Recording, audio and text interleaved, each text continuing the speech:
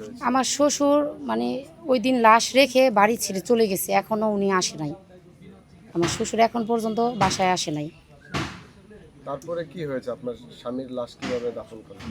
তারপরে যারা আছে তখন তারা মানে অনেকক্ষণ চেষ্টা করছে, যেহেতু পারে নাই ওনার সাথে যোগাযোগ করতে, ওনারা আনতে পারে নাই, তখন ওনারা আর কি এটাকে আর কি দাফন কাফন করছে এই লাশ। আপনার যেই দেবরের কথা বললেন প্লাস আপনার শাশুড়ি, তারা কি আপনাকে কোনোভাবে সহযোগিতা করে নাই? না না না, কোনো রকম সহযোগিতা করে নাই। এখনও আমি মানুষের বাসায় আছি, আমার কোনো সহযোগিতা করে নাই, আমাদের সাথে কোনো যোগাযোগও করে নাই, কিছুই করে নাই। এটা আসলে কারণটা কি? কারণ এখন দেখা যাইতেছে আমার এই যে 2 বাচ্চা আছে, যদি কিছু দিতে হয় এখন আমাদের সাথে যোগাযোগ করা মানে তো আমাদের অধিকার বুঝিয়ে দেওয়া।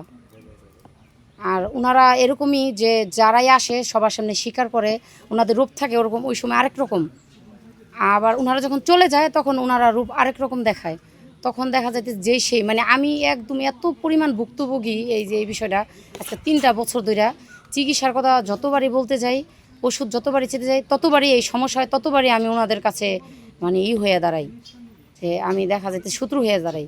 তখনই এই সমস্যাগুলো আমার আমার সাথে হইতেছে বেশি। আচ্ছা, আপনার স্বামী যখন অসুস্থ ছিল তখন কি আপনার শ্বশুর কোনো চিকিৎসা দেয়নি? ওনারা তো চিকিৎসাই দিবে না, এক কথাই এই রুগী এমনিই মারা যাবে, এনে কিসের চিকিৎসা?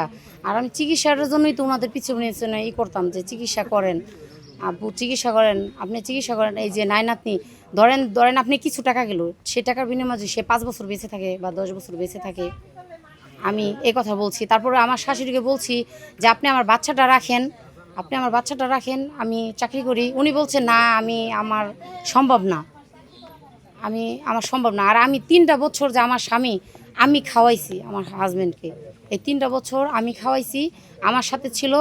আমি চিকিৎসা অনেক কষ্ট করে এই এলাকার এইখান থেকে টাকা উঠাইছি, তারপরে আমার রুমে কিছু জিনিস ছিল সেগুলো বিক্রি করছি, আমরা আত্মীয় স্বজনের কাছ থেকে আনছি। আর ওনাদের কাছে টাকা চাইতে গেলে এই সমস্যাগুলো সৃষ্টি করছে ওনারা। আর এই এলাকায় যত লোক আসছে বসছে, ওনারা লাস্টে মেম্বার চেয়ারম্যান যারা আসছিল বসে চলে গেছে, যে ওনারা 26 জন পুরুষ কথা বলছে, আর আমার ওইখানে শ্বশুরের কোনো কথা ছিল না, কথা বলছে আমার শাশুড়ি।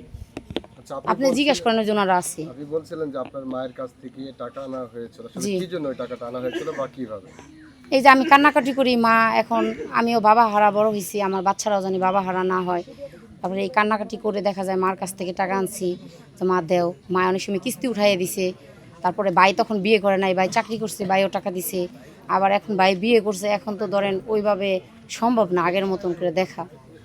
এখন আমাদের তো ধরেন এই যে আমরা কি খাবো, কি করব, কোথায় যাব, আমাদের কোনো নাই, এখন জায়গা নাই।